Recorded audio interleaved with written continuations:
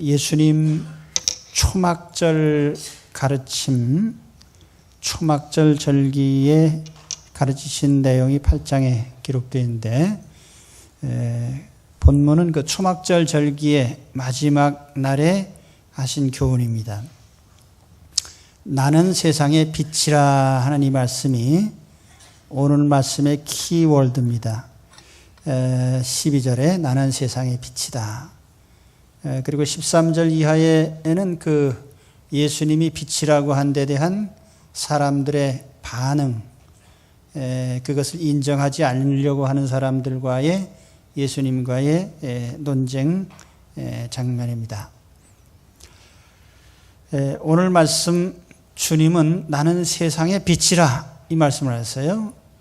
여기 세상이라고 하는 무대가 나옵니다. 이 세상. 사도 요한은 이 세상이라는 단어를 쓸 때 주로 세상에 사는 사람들, 그 중에서도 죄 속에 사는 인생들을 가리킬 때 이 단어를 주로 사용을 합니다. 그래서 사도 요한의 글에 보면 이 코스모스라고 하는 세상이라는 단어가 주로 세상에 사는 죄인들, 인간 세상, 죄악 세상, 이런 의미로 사용이 됩니다. 그런데 이 세상은 어둡습니다. 그래서 빛을 필요로 하고 있어요. 이것을 이제 전제로 말씀을 드린 겁니다. 세상은 어둡다. 두 가지 의미에서 어둡습니다. 첫째는 영적으로 어둡습니다. 영적인 어둠이라는 것은 하나님을 모른다는 거예요.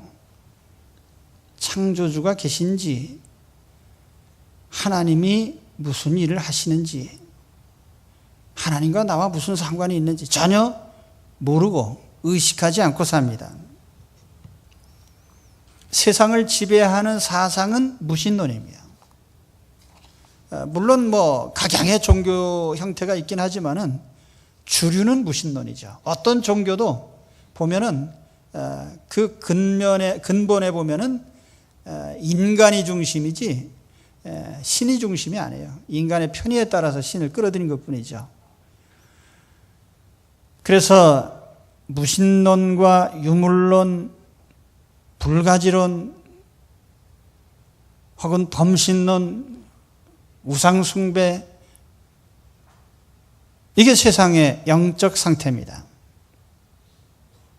이와 같은 하나님과의 관계 단절이 사람들을 도덕적인 타락으로 이끌어서 로마서 1장 28절의 말씀을 보면은 바로 마음에 하나님 두기를 싫어하기 때문에 모든 사람이 각양의 범죄에 빠지는 것을 말씀을 하고 있습니다.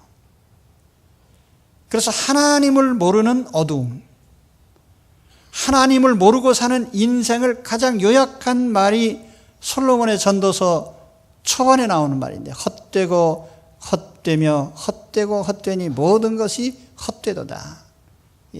허무주의 인생이 나오는 것입니다. 두 번째 어두움은 도덕적인 어두움이죠. 우리 사회가 각종 범죄에 시달리는 걸 잘 알고 있는 사실이에요. 살인과 간음과 사기와 도적질과 강도, 거기에 사람들의 마음속에 온갖 갈등이, 서로 증오심, 비방하고 비난하고 갈등을 일으키고 평안이 없고 화목이 없어요. 원망과 불평, 그래서 저주하는 마음, 이런 마음들이 사람들의 마음을 지배하는 것입니다. 그래서 세상은 어둡습니다. 어둡기 때문에 빛이 필요한 거예요.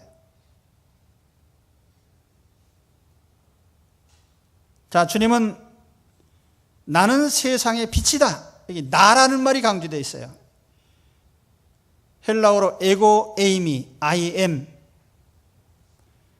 보통 헬라어에 동사에 인칭이 들어있기 때문에 인칭 대명사를 따로 안 쓰는데, 에고라는 말이 들어간 것은 강조형입니다. 내가 세상의 빛이다. 유일성을 말하는 거죠. I am the light of the world. 나는 세상의 빛이고 나 외에 빛이 없다라는 말입니다. 자, 우리가 지구상의 생명체들은 태양 하나의 에너지를 가지고 삽니다. 태양빛을 가지고 살아요. 지구의 생명체를 살리는 빛은 둘도 없고 셋도 없습니다. 태양빛 하나입니다. 오늘 인간 세상에 하나님이 보내신 빛이 한 분 예수 그리스도다. 오늘 주님은 그걸 말씀하는 겁니다.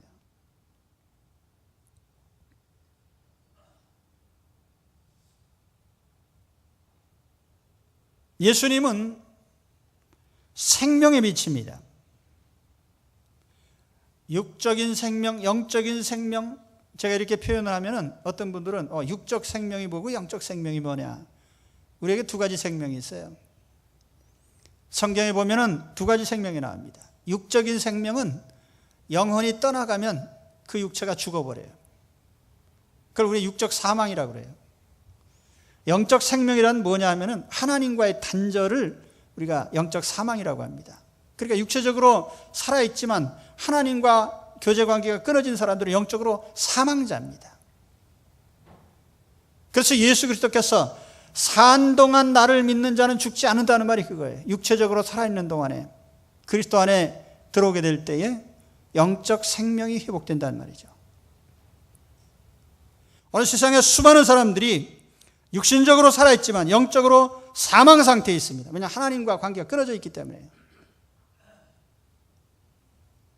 예수님이 오신 것은 우리에게 육신적인 생명 회복도 물론이거니와 하나님과의 끊어진 관계를 회복하는 영적 생명을 주시기 위해서예요. 그래서 예수 그리스도를 믿는 자마다 모든 죄를 용서받고 하나님과의 관계가 회복되는 것입니다. 우리의 구원의 과정이 뭡니까? 내가 하나님 앞에 죄인인 것을 시인하는 데서부터 시작하는 거예요. 내가 하나님을, 어떤 사람들이 그래요. 내가 무슨 죄인입니까? 내가 무슨 큰 죄를 지었습니까? 무신론이라는 사상으로 산 것이 가장 큰 죄예요. 만일 우리가 여기 사람과 사람이 1대1로 앉아 있는데 당신의 존재는 없는 거다라고 생각하면 가장 큰 모멸이고 멸시인 것입니다. 만일 우리가 하나님을 없다고 말했다면 그건 가장 큰 죄죠. 하나님 앞에 죄인임을 자각하고 진노를 받을만 하고 용서받지 않으면 도저히 가망성이 없는 그것이 인생인 것을 깨닫는 데서부터 우리의 구원이 시작이 됩니다.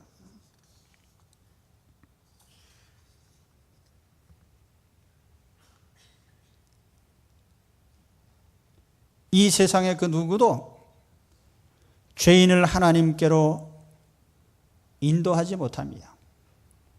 그러나 주님께서 분명히 내가 곧 길이요 진리요 생명이니 나로 말미암지 않고는 아버지께로 올 자가 없느니라.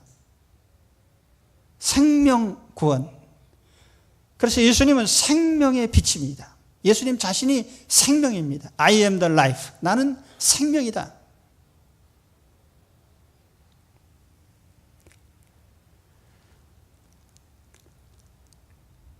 또 한 가지 예수님은 우리 도덕적인 생명의 빛이에요.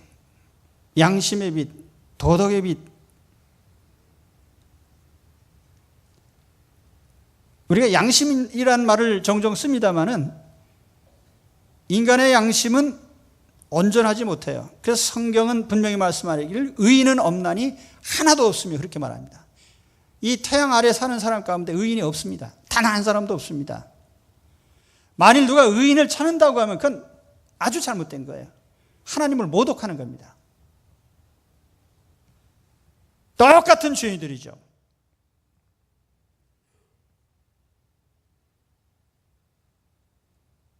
우리는 제가 오래 산 건 아닌데 내가 어렸을 때는 죄던 것이 지금 죄가 아닌 게 너무너무 많아요. 형법상에 간통죄라는 게 이제 크게 취급되지 않잖아요. 다 큰 사람들이 하는 짓인데 그건 무슨 상관이냐. 지가 알아서 할 일이지. 그래서 50년 전의 죄는 큰 죄고 지금 와서는 죄가 아닙니까? 50년 전에 동성애는 죄였지만 지금은 죄가 아닙니까?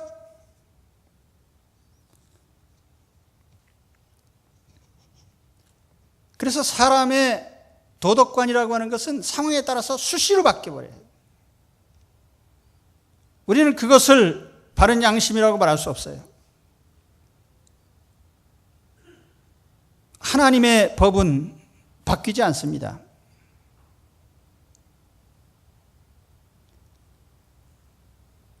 그래서 예수 그리스도가 나는 세상의 빛이다 라고 했을 때 그것은 예수님은 생명의 빛이요 또 도덕적인 생명의 빛입니다.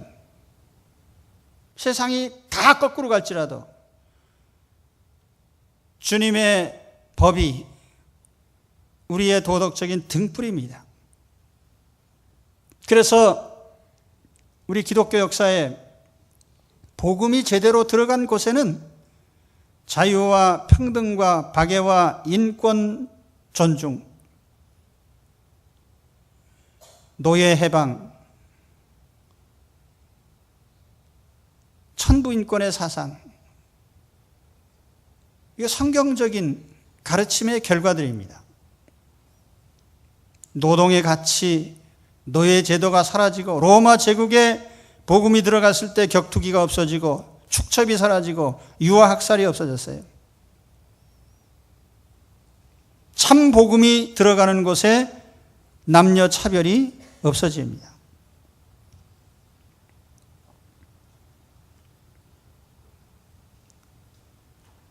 그래서 예수 그리스도는 생명의 빛이고 도덕의 빛입니다. 초막절이라는 절기의 마지막 날에 이 초막절 절기가 되면 밤마다 횃불을 여러 곳에 밝혀두고 축제를 벌였는데 이제 초막절 절기가 끝나면 그 횃불들이 다 꺼집니다. 모든 불이 다 사라진 그곳에 예수님이 서 계시면서 나는 세상의 빛이라는 말씀하셨죠. 의미심장한 말씀이에요. 이 세상의 빛이 다 사라진 곳에 오직 그리스도만이 참 빛으로 서 계십니다. 대낮에 가로등이 얼마나 휘황찬란합니까? 그러나 태양이 떠오르면 보이지도 않습니다. 요한계시록에 보면 천국에는 태양이 필요 없다. 그리스도께서 빛이 되시기 때문에.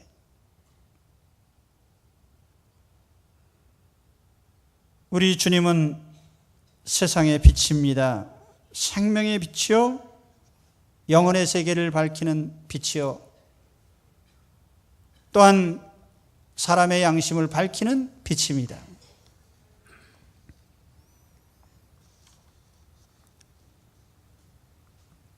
다시 12절 하반절에 가서 주님은 이렇게 말씀합니다. 내가 세상의 빛이다.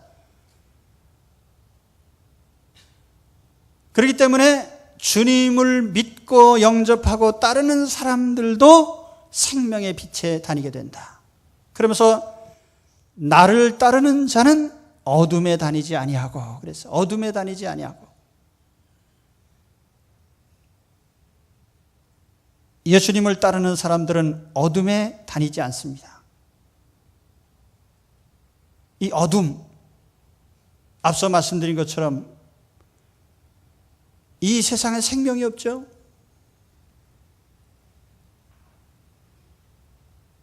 그러므로 우리 예수 그리스도 안에 있는 사람들이 첫 번째로 승리하고 제압하고 이기는 어둠은 바로 사망입니다. 고린도전서 15장에 맨 마지막에 멸망받을 원수는 사망이라고 그러는데요. 죽음의 어둠. 오늘 예수 그리스도 안에 있는 우리는 죽음의 어둠이 깔린 세상에 살아있는 자로, 생명으로 우리는 왕래합니다. 다윗이 그런 고백했잖아요. 내가 사망의 음침한 골짜기를 다닐지라도 해를 두려워할 것은 주께서 나와 함께 하심이라. 주의 지팡이와 막대기가 나를 안위하시나이다. 우리는 세상의 사망 골짜기를 걸어갑니다. 이 죽음은 모든 사람들에게 왕입니다. 제왕입니다. 그래서 사람마다 죽음의 두려움 속에 살면서 죽지 않으려고 애쓰다가 결국 죽습니다.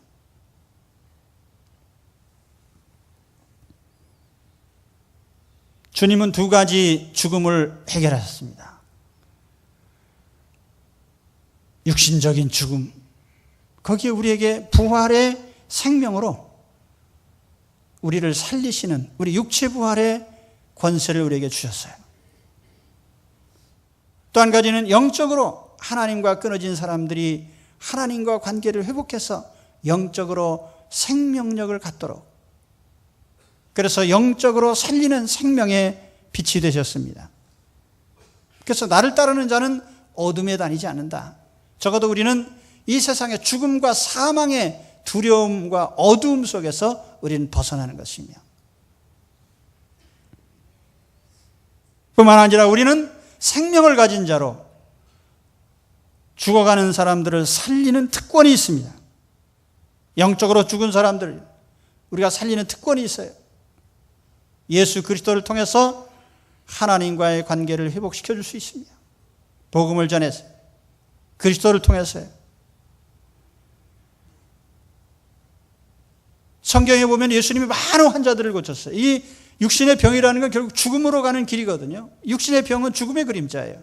그래서 이 육신의 병을 고친 것은 곧 예수님께서 육체적으로도 생명의 주인인 것을 보여주는 겁니다. 예수님이 살린 사람들을 보면 죽은 사람 살렸잖아요. 죽어가는 사람도 살리고, 죽은 직후에도 살리고, 장사 지내다가도 살리고, 무덤 속에 들어가서도 살렸어요.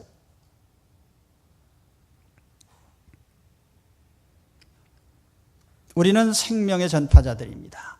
여러분, 세상이 다 죽음의 두려움 속에 죽음의 명령을 받으면서 두려워하면서 살고 있지만, 우리는 그 어둠 속에 생명의 길로 밝은 생명을 가지고 우리는 어둠의 세상을 통과합니다. 이런 특권을 가진 생명의 사람들이 되시기를 축원합니다. 또 주님은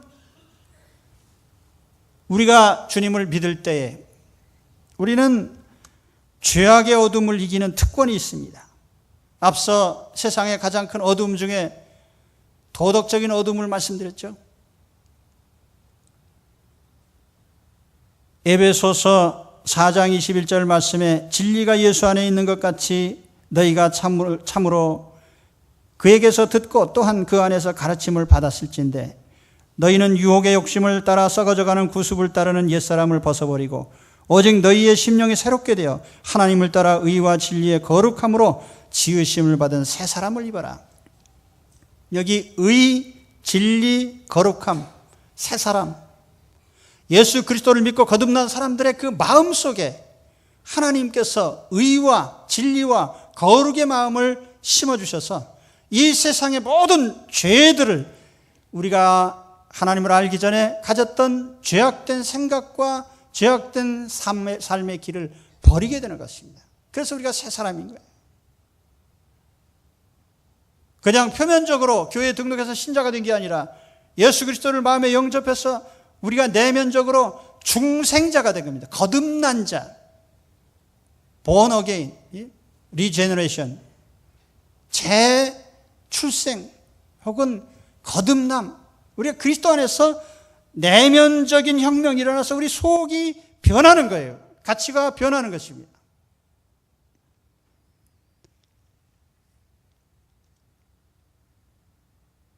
아모스 선지자는 우리에게 이런 말씀했어요. 오직 공법을 물같이 정의를 하수같이 흘리지로다. 이 세상이 어둡죠. 도덕적으로 가장 어두워요. 그런데 여러분, 성경 말씀에 의하면은 역사가 흐르면 흐를수록 사람이 개선될 여지가 없습니다. 그러니까 우리가 적어도 그것은 성경에 없는 얘기예요. 사람이 개선된다, 더 도덕적으로 나아진다, 어림도 없는 얘기예요. 역사가 흐르면 흐를수록 인간의 마음은 점점 황폐해 가도록 되어 있습니다. 그게 성경의 가르침이에요. 그래서 마태복음 24장에 보면은 종말이 됐을 때 가장 큰 징조가 뭐냐면 사람들의 마음에서 사랑이 식어지리라 그랬어요. 저는 이 성경 말씀이 한 해 한 해 지날 때마다 새롭게 느껴집니다. 아, 그렇지. 사람의 마음속에서 점점 사랑이 식어져요. 점점 도덕적으로 어두워지고 타락해 가요. 이게 세상의 트렌드예요. 거대한 흐름이에요.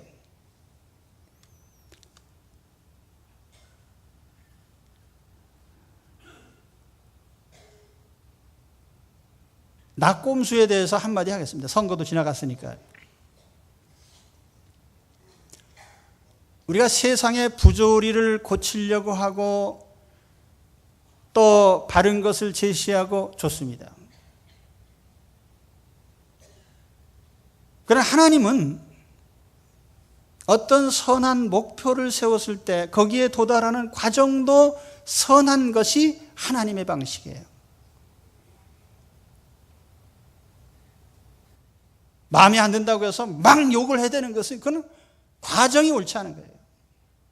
여러분 상상해 보세요. 여기 계신 여러분 가운데 부부싸움 하다가 남편이 그냥 아주 영 마음에 안 들어서 이 개새끼야 그랬단 말이에요. 자기 남편한테. 그 일주일에 한 번씩 자기 남편을 개새끼라고 하면서 인격적인 관계를 맺을 수 있습니까? 가장 큰 모독아니에요? 자, 여기 내 자식을 기른단 말이에요. 이 애가 나이가 먹으면서 영 말을 안 들어. 때려도 말을 안 듣고 말로도 말을 안 듣고. 그래서 이 개새끼야 막 이랬단 말이에요. 그럼 그 아이가 제대로 되겠어요? 우리의 언어라고 하는 것은 굉장히 소중한 사상이 담겨 있고 가치관이 담겨 있고 인격이 담겨 있는 가장 중요한 것입니다. 그래서 언어를 타락시키고 인간관계를 정상화시키는 건 불가능한 거예요.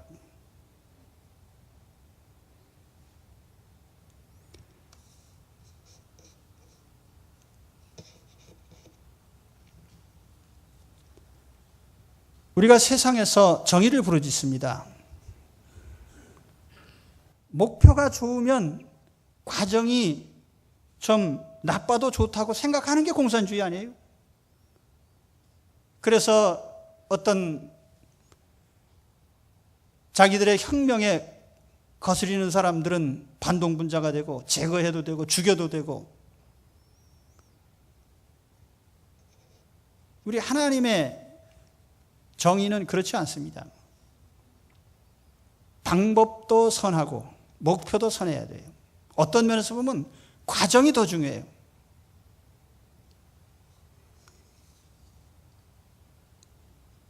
이 죄의 어둠에 대해서 제가 말씀드리는 겁니다. 그 세상 사람이 그렇게 간다고 우리도 그렇게 가야 되느냐? 절대 그럴 수 없죠. 소련 체제가 무너졌을 때 많은 사람들이 야, 이제는 공산주의는 무너지고 자본주의가 이겼다 이런 말들을 했는데요, 제가 그때 그 말을 한 기억이 납니다. 자본주의가 이겼다고 말하면 참 곤란하다. 자본주의라는 건 돈이 지배하는 사회예요. 어떤 면에서 보면은 이념이 지배하는 것보다 돈이 지배하는 건 더 타락할 수 있는 거예요. 그래서 모든, 지금 현재 그렇잖아요. 모든 가치가 다 돈으로 평가되잖아요. 뭐 사람이 얼마나 사랑을 했는지, 정의롭게 살았는지, 바르게 살았는지, 열심히 살았는지, 그건 전혀 점수에 안 들어가요.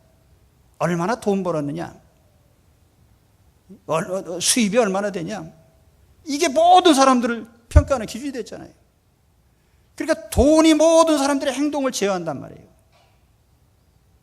이거는 가장 낮은 차원의 인간의 심성을 가장 타락시키는 악한 것입니다. 그래서 성경은 돈을 사랑함이 일만 악의 뿌리라고 그랬어요.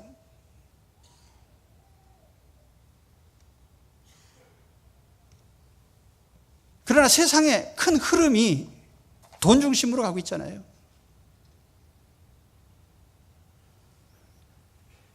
거대한 트렌드입니다. 저는 이런 흐름 속에 있으면서 이걸 내가 어떻게 막을 수 있느냐? 이게 막기가 참 곤란해요. 그래서 내가 할 수 있는 방법은 이 자리에서만 항상 큰 소리 치는 겁니다. 성경의 가르침은 이렇습니다라고 제가 말씀드리는 거예요. 이 세상은 어두운데 도덕적으로 어둡습니다. 이렇게 도덕적으로 어두운 시기가 없었어요. 그리고 그 중심에 배금 사상과 돈이 지배하는 사상이 모든 사람들의 심령을 다 물들여 놨어요.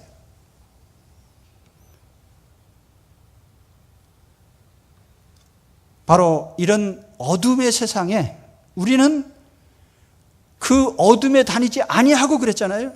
그렇기 때문에 세상이 이런 배금 사상이나 돈이 지배하는 이런 트렌드 속에 빠져들었을지라도 우리는 그렇게 걸어가지 않는 것이 그리스도인이에요.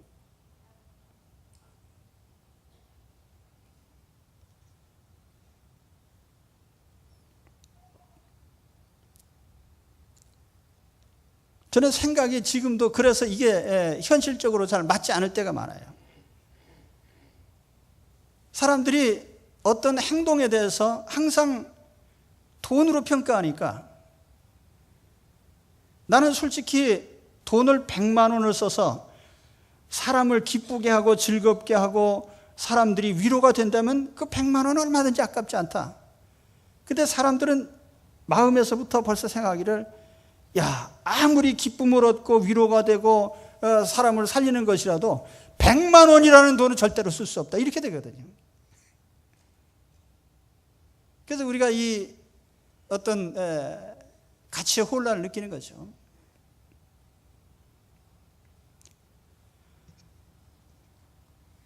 어둠에 다니지 아니하고 그랬어요. 그리스도를 믿는 사람들은. 과연 여러분 어둠에 다니지 않습니까? 세상에 이런 타락한 가치관 속에 휩쓸려서 그렇게 살지는 않습니까? 정말 예수님을 중심에 모신 사람이라면 그런 가치관과 흐름 속에 빠져들지 않아야 되는 거예요. 그게 그리스도인이죠. 정말 여러분, 나를 따르는 자는 어둠에 다니지 아니하고라고 했는데 정말 이 어둠의 흐름 속에 빠져들지 않고 지켜가시기 바랍니다. 그 우리 특권이에요. 예수 믿는 사람들의 특권.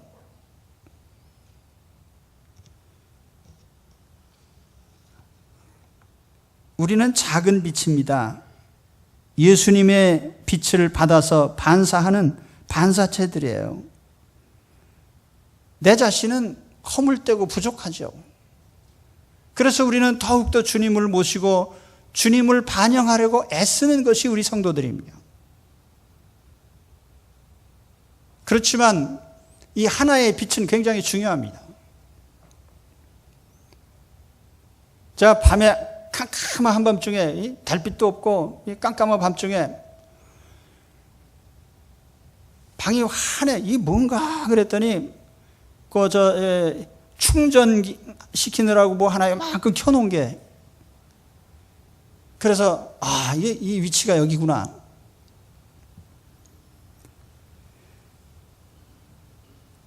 태양은 두 개가 필요 없어요. 지구를 비치는 태양, 모든 생명체가 한 빛에 의존합니다. 한 가정 속에 예수 그리스도를 제대로 믿는 사람이 한 사람이라도 박혀 있으면 그 가정은 절대로 어두워지지 않는 거예요. 어둠에 빨려 들어가니까 빛의 역할을 못하는 게, 빛의 특성이 뭐예요? 빛이 있으면 어둠은 없어져요. 반대로 빛이 있는 곳에 어둠을 가져와도 절대로 어둠은 영향을 못 미치는 거예요. 그게 빛의 특성 아닙니까? 그러니까 어두운 사람이 여기 열려 있고 밝은 사람이 한 사람 있으면 그 밝은 사람이 어두움을 제압할 수 있는 것입니다. 이게 성경적인 논리예요.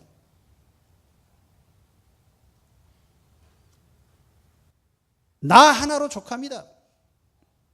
그래서 빛을 잃지 마시기 바랍니다. 예수 그리스도의 빛. 그래서 어둠에 다니지 아니하고 어둠을 제압하고 이기는 여러분들이 되십시오. 마지막으로 말씀드릴 것은 예수님만 집중하라는 겁니다. 예수님께만 집중해요. 이 세상에 빛은 하나밖에 없어요. 저는 성경 창세기부터 읽다 보면은 참 재밌는 그 과정들이 나오는데, 이 빛과 관련돼서 하나님이 천지 만물을 창조하실 때 첫째 날 제일 먼저 창조하신 게 뭐냐면 빛입니다. 빛. 그런데 이 창조 때의 빛은 생명과 질서를 상징하는 거예요. 그 빛 때문에 모든 생명체들이 살아나고 질서가 잡혔거든요. 또 하나의 빛은 출애굽한 후에 이스라엘 민족을 인도하던 불기둥과 구름기둥이 나오는데, 그 불기둥의 빛입니다. 그 빛은 뭐냐면 하나님의 백성을 광야를 통과하도록 바른 길을 안내하는 빛이 되셨습니다. 그리고 또 하나의 빛은 24시간 성전 안에 성소 안을 밝히던 황금등대가 있어요. 7개의 등잔에 항상 켜져 있는 불빛. 이것은 예수 그리스도의 생명의 빛을 나타내는 거예요. 특별히 죄인이 하나님께로 가는 그 길이, 제사장적인 빛이 바로 이 성전의 빛인 것입니다. 그런데 이 창조의 빛이나 광야 시대의 빛이나 성전의 빛이 똑같이 상징하는 것은 바로 예수 그리스도십니다. 예수 그리스도에게 집중이 되는 거예요. 오늘 말씀 13절에서 20절까지 이 말씀 내용, 12절에 핵심적인 내용이 있고 13절 이하 20절까지는 이 빛을 인정하느냐 마느냐의 논쟁입니다. 나는 세상의 빛이다 그랬더니 여기 바리새인들이냐 유대인들이 어떻게 당신이 세상의 빛인 걸 내가 인정하겠습니까? 그걸 가지고 대들어서 증거대라고 싸우는 거예요. 오늘 여기 계신 분들도 똑같은 상황에 처해 있습니다. 제가 여기서 지금 예수 그리스도는 우리의 생명의 빛입니다라고 선언했을 때에 어떤 분들은 그래 왜 예수님만 빛이냐? 예수님이 빛인 증거대봐라. 이렇게 말할 사람들이 있단 말이에요. 그건 자유죠. 믿든지 안 믿든지요. 그러나 성경은 분명히 말씀을 합니다. 예수 그리스도는 하나님이 보내신 빛입니다. 그래서 그 빛을 받은 사람들은 생명의 빛에 다니게 됩니다. 어둠에 다니지 아니하고 어둠을 뚫고 다니고요. 어둠 속에서도 헤매지 않고요. 사람을 살리는 생명의 빛의 역할을 할 것입니다. 오늘 예수 그리스도는 우리의 빛입니다. 예수님이 내 안에 계십니다. 그래서 예수 그리스도를 통해서 생명의 빛을 가지고 어둠의 세상 쪽을 마음 놓고 다니시고 또 생명을 살려내는 빛들이 되시기를 주의 이름으로 축원합니다.